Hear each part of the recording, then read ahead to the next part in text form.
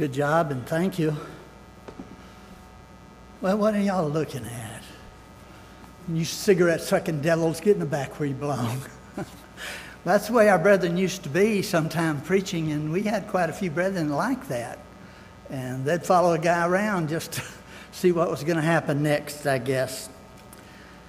When you're going to have a speech, I've learned, they all teach, all the books and all, you're supposed to have what I call an attention getter, but Adley and some of them say in English, they'll call a grabber. Because we don't have your attention, we try to get your attention. That was not a grabber a while ago. I was just feeling that way, sort of rough, you know. But nevertheless, you're supposed to have something that catches people's attention. And I'm going to talk a little about the book of Job, and I thought, and I honestly do not have an attention getter for Job. I guess if someone came up to me and mentioned Job and I wanted to say something, I'd say, old Job. Yeah, old Job. That's the way I think of him. I want to tell those first two chapters of Job. I hope it'll encourage you to not only read them, but also to read the rest of the book. It's a little tedious, but you'll learn so much about God that you won't learn, I don't think, other places and attitudes that we should have toward God. Then I want to mention just a few brief lessons, maybe one that I would call more supreme than those, just to me, my way of thinking, a more enduring lesson. And that's all we're going to do tonight. It starts off like this. I think it's talking about the land of Edom. And I've looked at the genealogies of the Edomites, and the terminology and the names seem to fit right in there. And I've read others lately that say the same thing. But there was a man in the land of Uz, and a man of the Edomites named Uz, by the way. And he evidently was one of the best men that God could see on the earth at that time. He was, as the Hebrews would say it, heavy in riches. He had great wealth. He was perfect. He was righteous. And he feared the Lord. And he eschewed evil. That's an old word we don't use, or I don't very much, but it means he shunned evil. Now, God saw all of this in him. And there came a day when the sons of God presented themselves before God, the angels of God did, and Satan came with them. And God said to Satan, now I don't know where this takes place or how or what, but we understand it's part of where we can understand what goes on, made in our language. Nevertheless, God says to Satan, where have you been? And he says, walking up and down in the earth and to and fro in it. He says, have you beheld my servant Job? He's a perfect man, upright. He escheweth evil, and he fears God. Yes, this is Satan means adversary. And we find out he's called the devil because he does a lot of that through slander. So he says, oh, well, why shouldn't he be that way? You built a hedge around him. Everything goes good with him. You let me touch what he hath, he'll curse you to your face. And God said, you can go, but don't touch him. So Satan goes down, and there comes a day that in the story, there comes a day where the oxen are plowing, and the she-ass is with them. And all of a sudden, the Sabaeans fall upon them. That's where we get that word Nephilim that we translate giants. I believe it means people that fall upon caravans and such. Nevertheless, they fall upon him, take everything he's got, kill every servant. And by Satan's will, I'm sure, one survived alone to come and run tell Job about it. But while he's still speaking, another comes in. And he said, the fire from heaven has fallen and destroyed all thy sheep. 7,000 of them, remember? Great wealth. Took them all away. And there was one left to run and tell Job. But while he's still speaking, another comes and says, the camels were all grazing, and the not the Sabaeans this time, but the Chaldeans, and 3 bands came and took them all and killed all thy servants. I alone am left to come and tell thee. And then, while he's still speaking, it says, there's another that comes and says, your sons and your daughters were all feasting in a house. He had 7 sons and 3 daughters. They feasted once a week, or they spread it around anyway, from son to son, and every week they feasted together. And he said, there came a great wind out of the wilderness, and it struck the 4 corners of the house, and it tumbled, killed all your sons and daughters, and all your servants, and I alone am left to come and tell thee. So, Job does what a person should do. He showed his grief. He felt his grief. He endured his grief. He rent his robe, and he said, naked came I from my mother's womb, and naked shall I return thither. Jehovah gave, and Jehovah hath taken away. Blessed be the name of Jehovah. That almost sounds like a miracle right there in and of itself, realizing how many people died and how much wealth was taken away in a day.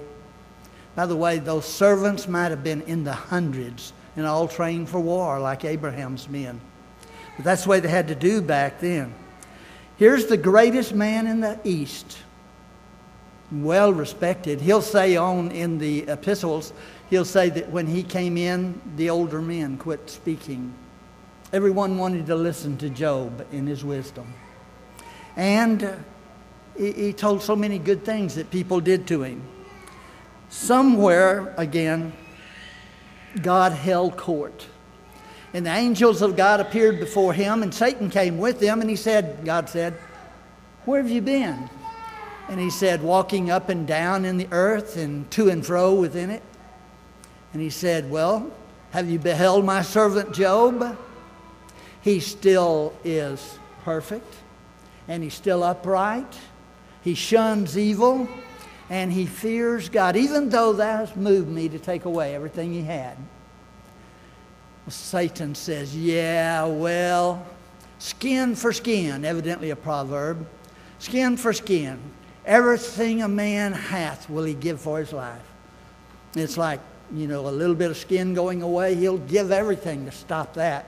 It might take away his life. Now, everyone's not like that. Satan's wrong. I had a friend I'd tell HD about, but he ran Mansky's at Texas State now, Southwest Texas State University then, but he would ran a little place where you could get donuts and rolls, Mansky rolls, they were quite famous, and a cup of coffee while you were near campus.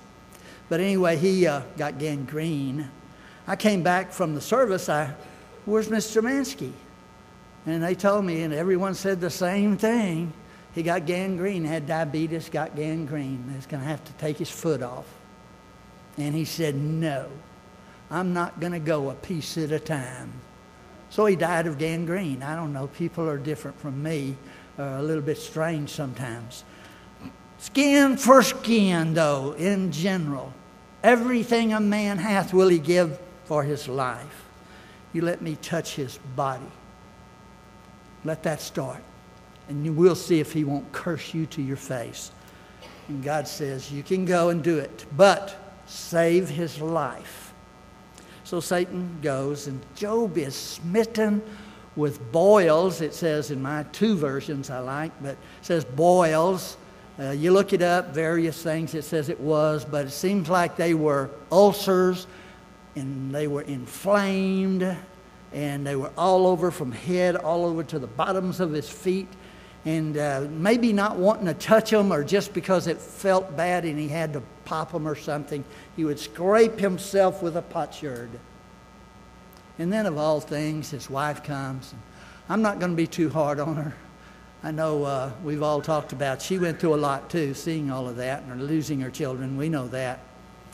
But she did reach a point. And I think she was sincere when she talking about it again with Job or whatever. She said, why don't you just curse God and die? You still hold fast your integrity? like, I've done nothing wrong. I've done nothing to deserve this. In the speeches, which turn out to be debates, there are 3 rounds of them with his 3 friends. But in those, Job says he sins. He knows every man sins, but not to deserve what he's getting now. And they take it upon themselves. They're quite set in their mind. They came to comfort Job. But the way they want to go about it is say, what's the wickedness you're doing, Job? Now, if you'll quit that, God will take you in and build you back up. That's the way He always is. We have men on our side of this issue who are older even than your father. And the ancients, probably talking about them before the flood, said the same thing. So why are you doing that? What are you doing wrong? And Job would say, nothing. I have done nothing to deserve this. Now, at that time, evidently, we always say revelation is progressive. We know a lot about trials and temptation now in God's Word. At that time in patriarchal law, and it is not written during the time of Moses, they may not have understood much about that. But Job couldn't figure it out. He says, if it's not God doing it, then who is it? May not have known about Satan even at that point. They had visions, and they would tell them, and they had patriarchal law, and a lot of it, but not details like heaven and hell and rest and resurrection, and maybe at that point, not a whole lot about temptation and lean on God and all of that. I don't know. I'm just trying to give some answers to myself of why this all goes on this way. But they argue and they discuss. Job will talk, then one of his friends will answer him. Job will talk again, one of his friends tries to answer him. Job says several things that are very interesting in all of this. He said, I know what y'all are saying. Couldn't I talk like y'all talk? It's child's play what y'all are saying. I'm paraphrasing Job. But it does not make sense. If I could appear before God, if I could talk to God and lay out my case before Him, I would listen and I would learn something. And He goes on and says, He's my deliverer. He says a lot of good things in all of this, but I guess in a man in Job's shape doesn't need that kind of comfort. He said, miserable comforters are you all. In the end, he is vindicated, and we'll talk about that. But nevertheless, that's the way he was. God held court. I get that impression in the book of Zechariah that we're being watched. Paul talked about it a lot, like they're put forth as men in an arena. And know ye not, ye shall judge the angels. They're watching us. And they're looking and learning the manifold wisdom of God, Paul said in Ephesians, through the church. How we endure things, what we do, how our faith works, back and forth, or whatever. And by our example, I think in the church, we're going to judge the angels. We'll be brought up against them. Look at them.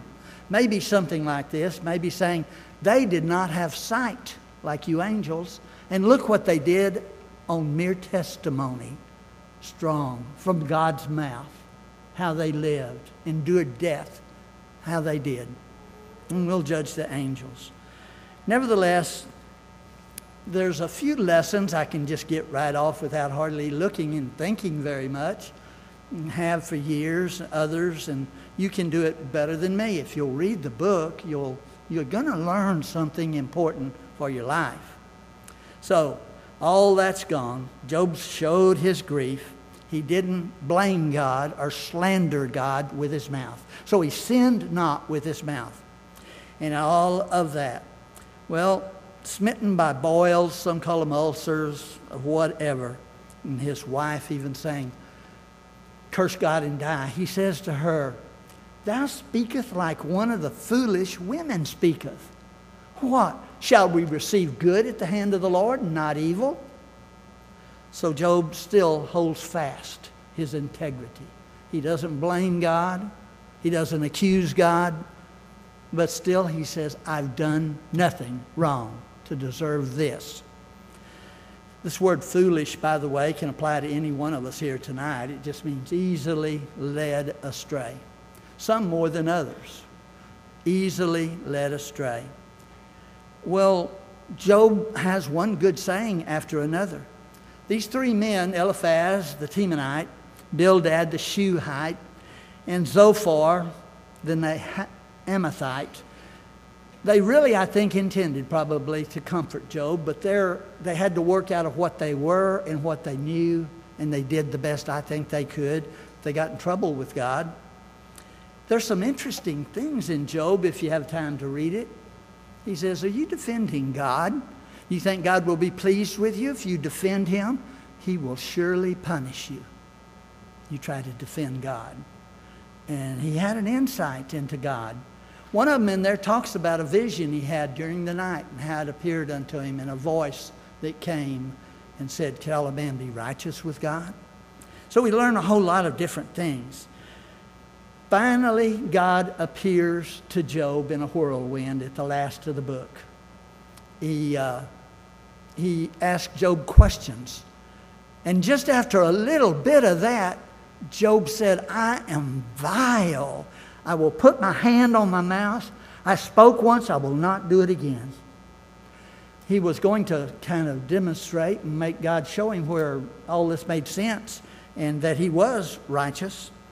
And it reminds me of that in Isaiah where God says, "For your thoughts are not my thoughts, neither are your ways my ways, saith Jehovah. For as the heavens are higher than the earth, so are my ways higher than your ways, and my thoughts than your thoughts." I tell you that over and over and over through the years has finally educated me a little bit to quit trying to speak for God. I know certain things. I've read the Bible and I know certain things from God.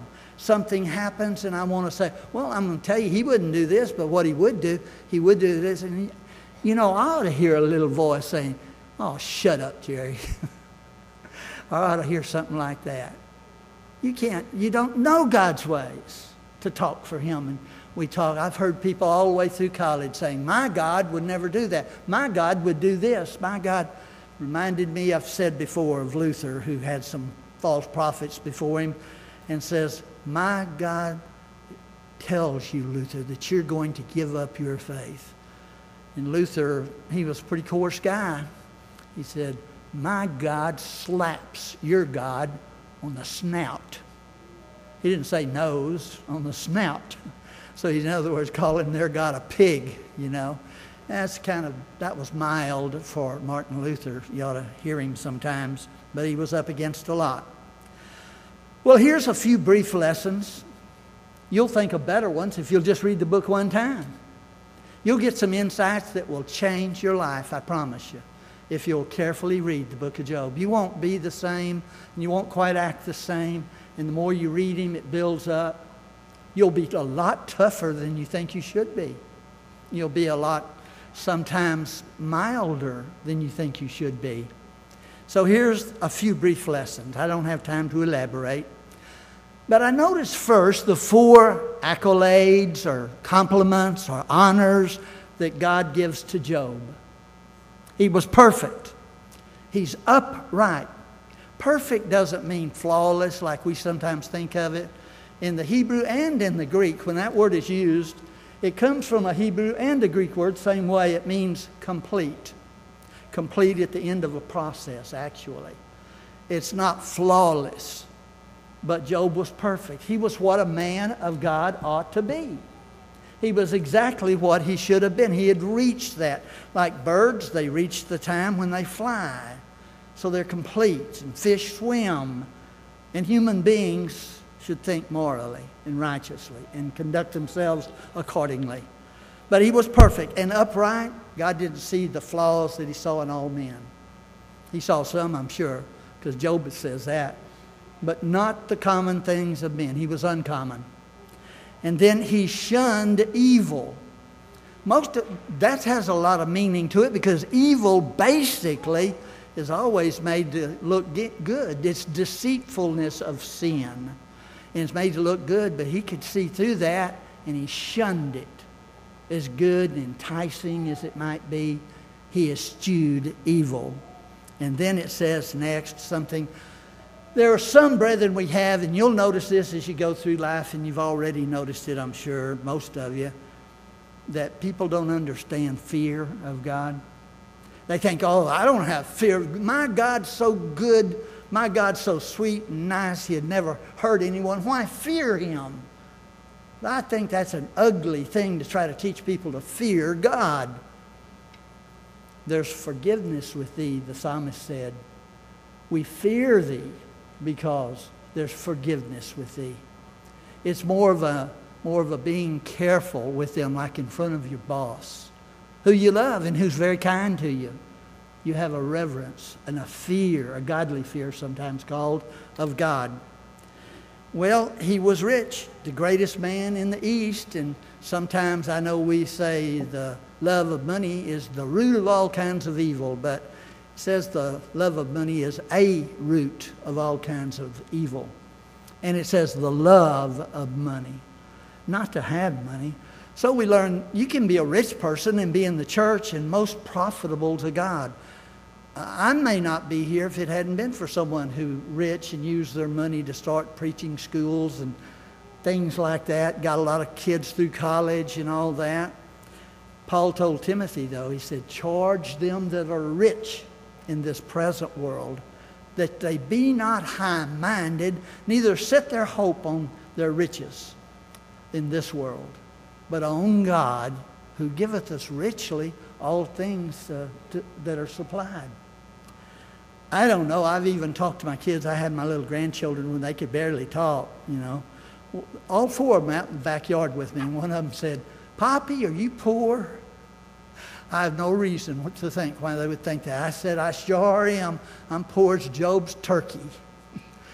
And one of them, I know where you can get some money. You go down to the filling station, and they'll give you money, and then through the window and stuff, you know, like that. They'd seen their daddy that way.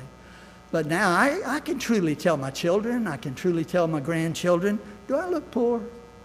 I care less about money. I hate to keep a track of it all and all that. I'm very thrifty, and I would do a lot of things. My sister-in-law said, I notice you're very careful with your money, and here you are wanting to take us out to eat all the time. I said, I'm thrifty with some things. I'm very careful about them, and I buy my clothes where they're cheap, at the cleaners or at Goodwill or somewhere, and all. But I said, then I save my money up, and it's quite a bit, and I use it to spend on foolishness, things to enjoy, foolishness. I was poor at one time. When I went through the preacher school, I didn't have 2 pennies to rub together. I ended up with 27 cents. I was happy for that because I could buy a paper to look for a job. And then I got everything I needed that very night. Learned me not to worry about it. I don't worry about money, but it's not wrong to be rich. They don't love it, they use it. But we've got, like David said, the angel of Jehovah encampeth round about them that fear him and delivereth them. That first year that I had 27 cents left, nothing in the icebox, or we called it, or fridge to eat, no, about an eighth a tank of gas, no where to get any money to get some, but I didn't have any money to get back home even. And my family weren't Christians. I didn't have enough money to just go on. And so I needed that, needed a job, needed a way to go to school the next year. Got it all that night. 1, 2, 3. Sometimes God tests you right down to the wire. But I did manage to do what the Bible said. I went out before I went to the graduation of that first class and said, thank you, God, for all the victory you're going to give me. And he did that very night. That's one of my stories. It's kind of personal. I hope you don't mind. But I learned that God does watch us, sees what we need, and we have what we need. We maybe don't become a rock star if you wanted to be that. You don't become maybe something like Trump and have all these mansions everywhere. I went by on West Palm Beach one time, and they wanted to take me to see Trump Mansion, and it's something. I had a golf course right on it, you know, and all that. But that stuff just doesn't appeal to me. And at the same time I'm down there, they're having a lawsuit where I was in West Palm Beach by the neighbors who were suing this other neighbor because his dog was too fat. Can you imagine that being a problem? They're going to go to court over that and sue him because he's got too fat a dog for the neighborhood. It doesn't look good. Well, anyway, charge them that are rich in this present world. They have some special problems. Don't be high-minded about it. And don't have your hope set in it. Read Luke 12 and you'll see this guy that just said, now I've got it made. Sold it all, built, tear down my barns, build bigger, you remember? Until God said, you fool, this very night thy soul is required of thee. And the things that thou hast gathered, who are they going to belong to? Well, I feel that way about other things even. I told Ira Rice and Dub McClish one time at a lectureship, and they both edited papers, that I had given Barbara, I always felt Barbara would live longer than me. I don't know why, I just felt that, but it didn't work out that way. But I said, Barbara, when I die, if thrust is still going, kill it. I just don't want it to get in the hands of some liberal. And that's what happens with all the great papers we've enjoyed and did a lot of good up to a point. But we slide, we drift. Well, those are some good accolades. It seems like Job's sons just loved to party. Probably lived week to week to having that feast. No telling what they did. When I had to teach one course, like I told Jim Morgan, to get kids ready to go to Baylor. No, it's a course that they could use at Hill Junior College. But nevertheless, I noticed them talk before class and afterward. And I remember one girl saying, boy, I wish I had my way paid on everything and I could just lay around and party all week. Party. I really don't know what that means. If you want to, you don't have to, but you can tell me, what does that mean to party all week?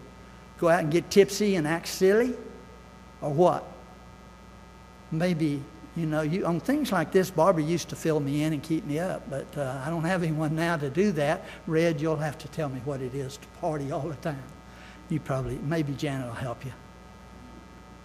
But it's unfeasted. And we learn in the Bible, though, better is the house of mourning than the house of feasting. You'd be so much better off if you had a choice tomorrow to go to a funeral than to go to a party. Now, it's okay to get to know people and have parties and all. It's way overdone in a lot of places. And it becomes an agenda, a social agenda. And the church becomes a social club eventually. And that's why people come. And you get to be like that Presbyterian group that the preacher went to them and they didn't care about doctrine at all. Study, doctrine. And he'd bring up something like, they want me to debate. He'd say, we leave that stuff to you. We leave the doctrine to you. We do these other things. They have friends and they party and they have one festival after another, and that's what the church was to them. Ecclesiastes 7:2. Better to go to the house of mourning than to the house of feasting. Job did a wise thing. His children, there they go. He sees them. He worries. He knows, just like you know, and your parents know and worry. He offered sacrifices for them weekly and prayed for them. I don't think some of you children probably know how much parents do pray for you. They're your best friend. One time I was going to tell some parents something because they wouldn't repent and it was looking very bad. And he said, you'll never see me again. It's relatives. And I said, well, let me ask you, when you see a kid about to destroy themselves, who in this world is better to tell the truth to them and help them than their parents? No one loves them more. I may help the parents a little bit here while I'm at it. I see a squirrel going by. If y'all don't mind, I'm going to chase that just for a minute. But a lot of times this is a very normal thing as you grow up as a child. You begin to get of an age to think about, and sin bothers you. And so as you're bothered, you find it causes guilt. And inside yourself, guilt will cause you anxiety. And anxiety is so uncomfortable, you've got to get rid of it. Now, I know y'all all love Freud. I don't, but Freud said, one way people try to get rid of anxiety is put it off on somebody else. Not my fault, my parents' fault. You raised me, not my fault. Takes it away just for an instant, comes right back. Doesn't do any good. I heard HD preaching one time. Are there any children out here who haven't had their parents mess up with them? Do wrong, lead them astray. I know one young lady told me, I tell you why I don't go to church anymore. Because my parents made me go. Okay, there we go. It's the parents' fault. Trying to get them to do good, they never forgive them. No matter what the parents do to try to raise them, do good to them, teach them right, that becomes the very fault the kids want to throw in their face. I don't think that's just cowardly. I think it's cruel for the ones who love you. And there comes a time when you'll change your mind sometimes. My sister cursed my mama to the day she died. And she didn't live right. My mother, I can remember my mother the best way she could trying to make her live right. I even witnessed a good fight one time. I thought, I don't have to go to school to see a fight. I can see one right here in the house. My mother wanted to smell her breath. Well, here's another great lesson to me. Not just the riches, not just the feasting, not just Job offering burnt offerings for his children, parent trying to help the child, but this thing about skin for skin. You built a hedge about him. Just alerts us a little bit to our adversary, Antiochus in Greek, but that's what it means. He's our adversary, but he's called the devil, which means slanderer. If I slander one of you, I'm of my father, the devil. Talk bad about you, talk bad behind your back, that's the devil. That's what he's called. Another thing I'm thinking on that, you know, they learn better. Job offered sacrifices for his 3 friends. But aren't you feel a little funny about Satan? I can hardly get through this. But Satan didn't go back to God and say, you were right and I was wrong. Have you noticed that in Satan?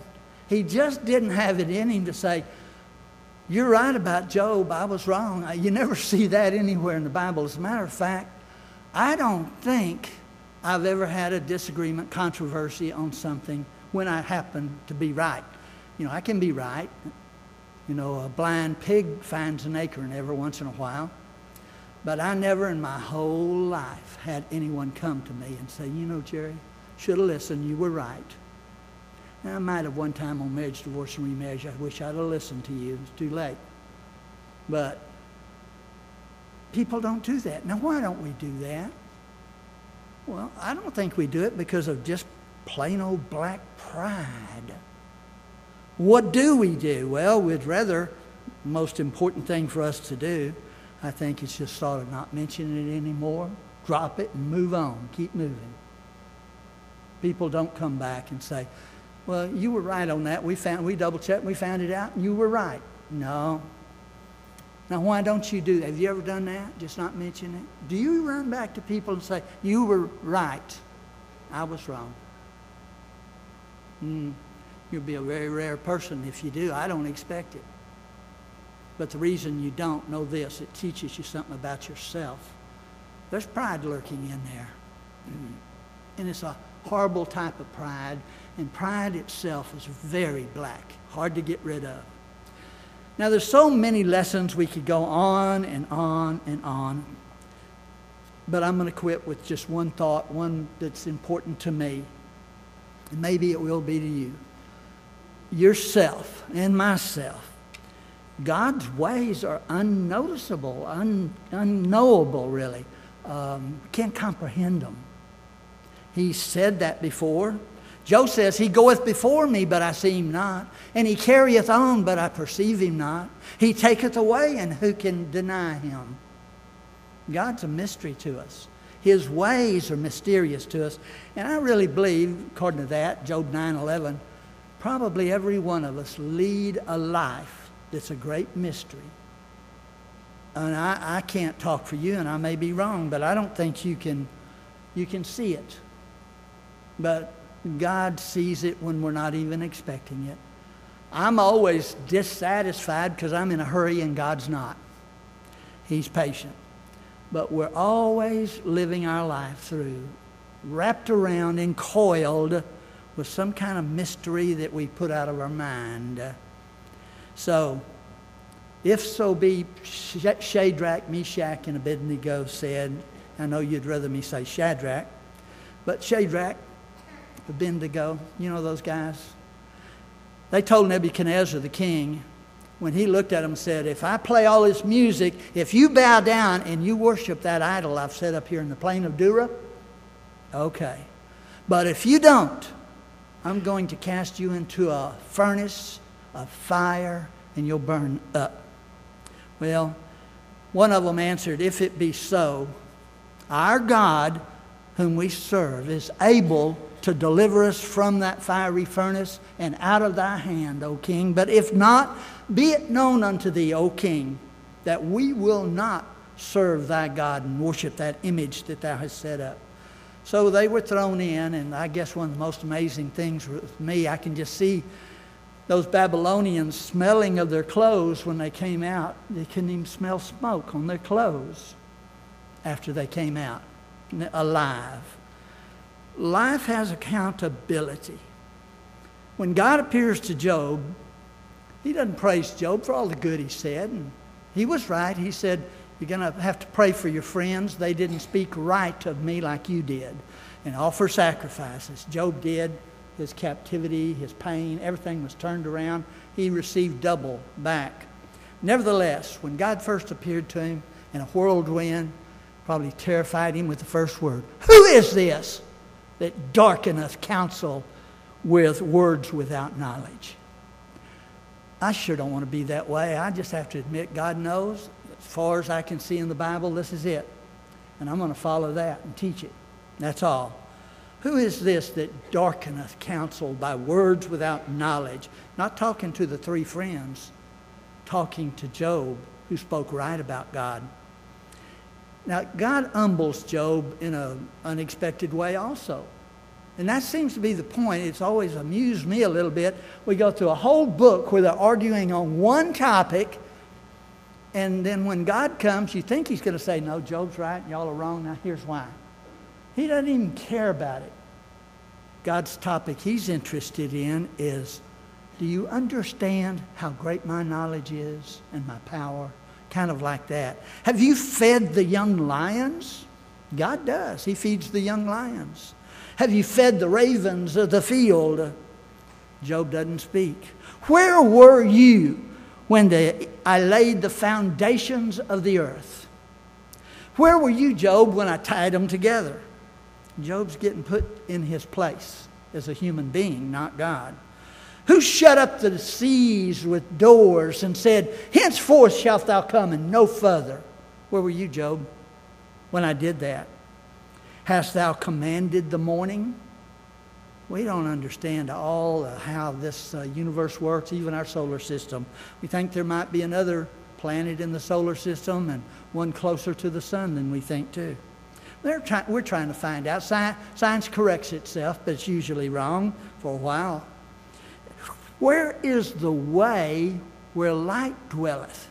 Well, I couldn't answer that. If you know anything about light, I'm struck dumb.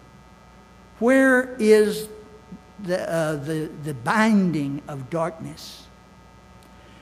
Canst thou cause the sweet influence of Pleiades? Talking of constellations. Can you loose the bands of Orion? God keeps them where he wants them. Can you bring forth Mazzaroth or Arcturus? Now, the ancients didn't have a lot of TV. I don't know if it's their parents or what was the problem. But they didn't watch a lot of TV, but they did have the stars to look at. Boy, they learned what they could see. Where were you when the clouds came up in the dust? And are you the one that gave an appetite to the young lions? Isn't it something you have to eat to live? But somehow inside of us we have an appetite.